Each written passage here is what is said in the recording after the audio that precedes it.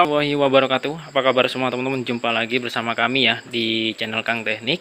Di video kali ini saya akan berbagi tips ya, hal apa aja yang dapat menyebabkan kulkas itu bisa cepat rusak.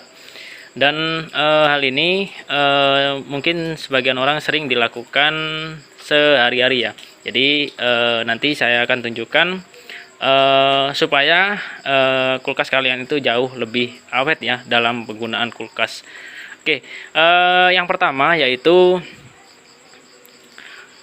untuk menggunakan stop kontak ya atau colokan. Nah, untuk penggunaan colokan itu tidak dianjurkan menggunakan yang model banyak seperti ini. Kalau misalkan untuk kulkas itu diharuskan menggunakan yang single ya, yang satu lubang. Karena kalau misalkan dicampur seperti ini, kulkas itu nggak boleh ya. Bahkan dari pabrik pun juga tidak menyarankan menggunakan yang colokan yang model 3 seperti ini. Kenapa demikian? Karena kalau misalkan kita mau ngelepas yang ini, yang di bagian atas juga bakalan ikut goyang ya. Sedangkan cara kerja kompresor pada kulkas itu nggak bisa langsung instan ya, nggak bisa langsung. Jadi perlu beberapa menit ya untuk bisa hidup kembali. Nah, ini dari segi penggunaan yang perlu kalian cek, yaitu kalian bisa cek voltase listrik di rumah kalian. Nah, untuk pengecekan voltase listrik itu nggak perlu kita membutuhkan alat, asalkan listrik di rumah kalian menggunakan yang meteran pulsa ya.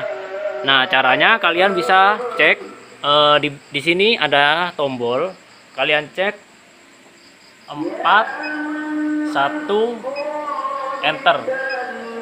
Maka di sini bakalan keluar 232 volt ya. Jadi kalau yang aman itu berada di 230 volt, minimal berada di 200. Kalau misalkan meteran kalian itu berada di sekitar berapa ya? Sekitar 160 lah. Nah, itu kan tandanya voltase di rumah kalian itu drop. Jadi saran saya kalian bisa perbaiki listriknya atau bisa menggunakan penambahan alat yang namanya stabilizer. Oke, selanjutnya untuk segi penggunaan di dalam ruangan. Oke, untuk di dalam ruangan sendiri, nah di sini kalian bisa pastinya menemukan yang namanya ini ya, pengatur suhu atau biasa disebut termostat. Nah, untuk penggunaan termostat sendiri ini tidak boleh dianjurkan diputar, putar begitu ya. Jadi kalau misalkan kalian mau putar termostat, kalian misalkan mau setting di suhu 4, nah kalian bisa langsung putar ke suhu 4. Nah, habis berada di posisi suhu 4, kalian nggak boleh diputar lagi ke bawah, karena nanti kadang juga kompresor itu bakalan mati ya. Nah, ketika usahakan untuk menyeting termostat ini dalam kalau bisa itu dalam keadaan mati ya, atau kalian bisa rasakan kan kedengeran tuh mesinnya. Jadi kalau misalkan posisi mesin mati, kalian bisa langsung naikkan seperti ini. Nah, kalau misalkan kalian mau nurunin misalkan dari posisi 5 mau diturunin ke 3. Nah, ketika berada di posisi 3 kadang juga kompresor itu bakalan berhenti. Nah, kalau misalkan udah berhenti, kalian nggak boleh naikin, karena kalau misalkan naikin kompresor itu mau bekerja ya, karena perlu beberapa menit ya. Jadi saran saya sekali putar aja. Nanti kalau mau merubah lagi bisa tunggu beberapa menit ya kalau mau setting putar lagi. Dan untuk penggunaan sensor, nah ini yang perlu kalian perhatikan juga. Nah, untuk penggunaan sensor sendiri, nah sensor ini harusnya posisinya tertempel ya seperti ini. Nah, seperti ini. Nggak boleh seperti ini. Jadi sensor pengatur suhu itu nggak boleh dibiarkan seperti ini, karena kalau misalkan kita biarkan seperti ini, di bagian evaporator itu bakalan gampang ngeblok ya, gampang ngeblok. Apa penyebabnya? Karena kalau misalkan jauh dari evap, nantinya untuk membaca suhunya itu akan jauh lebih lama. Otomatis kompresor itu bakalan jalannya itu lebih lama ya, jadi nggak bisa istirahat. Nah, saran saya kalian bisa posisi nempel seperti ini. Nah, kalian bisa cek di rumah kalian untuk posisi sensornya. Oke, selanjutnya dan penggunaan freezer ya. Nah, ini Ini contoh nih kasus ini. Nah, sebenarnya untuk penggunaan di bagian fresher sendiri itu sudah dijelaskan di buku panduan ya, atau di bagian setiap kulkas itu, atau di bagian pinggir sini itu bakalan ada yang namanya seperti ini. Tidak boleh menggunakan benda tajam saat pengambilan es. Nah, contohnya seperti ini. Kenapa kita nggak boleh menggunakan benda tajam? Karena di bagian yang timbul ini, itu adalah jalur sirkulasi freon ya teman-teman ya. Jadi kalau misalkan ini sampai bocor, itu freon bakalan keluar ya. Jadi kalau misalkan ada yang bilang saya sering menggunakan pisau tapi nggak ada masalah, bahkan sampai tembus itu nggak bocor. Nah, sebenarnya itu bukan nggak ada masalah ya, cuman dia lagi beruntung aja. Misalkan kalian congkel di bagian rata seperti ini, meskipun sampai bolong lah istilahnya, itu nggak pengaruh ya teman-teman, nggak bakalan pengaruh. Kulkas masih tetap bisa dingin. Cuman kalau misalkan di area sini, nah di area yang timbul ini kalian congkel, otomatis kulkas kalian nggak bakalan dingin dan freon bakalan keluar ya. Nah, untuk pertanyaan selanjutnya itu ada di bagian dinding ya. Di bagian dinding punya saya itu pernah ketusuk bang, apakah nggak ada masalah? Nah, untuk kalau di bagian dinding seperti ini, di bagian dinding ini, selain dari evap ya, selain dari evap itu nggak masalah. Meskipun sobek nggak ada masalah, karena di sini nggak ada jalur evap ya. Jadi yang berbahaya itu di bagian jalur evap. Makanya di sini ada keterangan tidak boleh menggunakan benda tajam.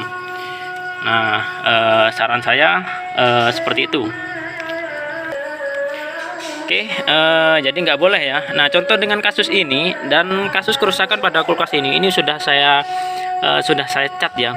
Nah, kasus kerusakan pada kulkas ini yaitu pernah bocor ya, kena congkel ya. Nah, ini adalah bekas bocornya. Di sini sudah saya las, karena bekas las-lasan itu hitam, saya kasih cat ya, saya kasih pilok supaya lebih kelihatan bagus lagi.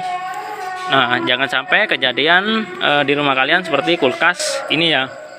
Oke, selanjutnya ketika mau membersihkan kulkas. Nah, untuk membersihkan kulkas sendiri, kalau misalkan tandon airnya di bawah sini, itu kan enak ya, kalian tinggal lepas baru kalian bisa buang ya. Namun kalau misalkan pembuangannya di belakang, kalian bisa sering-sering cek di bagian pembuangan sini.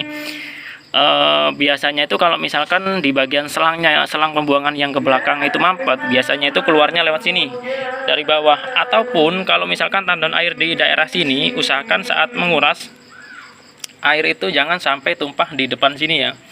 Jadi kalau kalian ngelihat air, ada genangan banyak air di area sini, itu kalian bisa cepat bersihkan. Karena kalau misalkan kegiatan seperti itu berkelanjutan, otomatis di area sini itu bakalan keropos ya. Contoh seperti ini, seperti kulkas ini sudah saya kasih siku ya, karena di bagian sini itu udah ngeropos.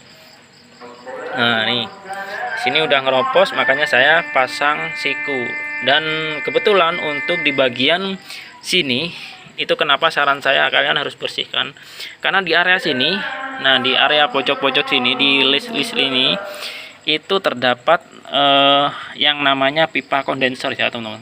Jadi kalau misalkan pipa kondensor sampai keropos ataupun korosif ya, nantinya kalian bakalan kulkas kalian bakalan nggak dingin, dan hasilnya kalian bakalan mengganti dengan yang namanya kondensor seperti ini. Nah, untuk penggantian kondensor seperti ini itu biasanya dilakukan kalau misalkan kondensor dari aslinya itu sudah rusak, biasanya harus diganti ini.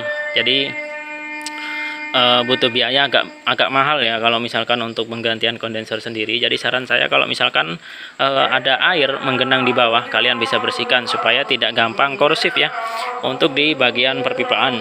Oke, itu saja video dari kami, semoga bermanfaat ya. Kalau misalkan kalian ada yang perlu ditanyakan, boleh tulis di kolom komentar. Jangan lupa dukung channel kami dengan cara tekan tombol like-nya dan juga subscribe-nya. Assalamualaikum warahmatullahi wabarakatuh.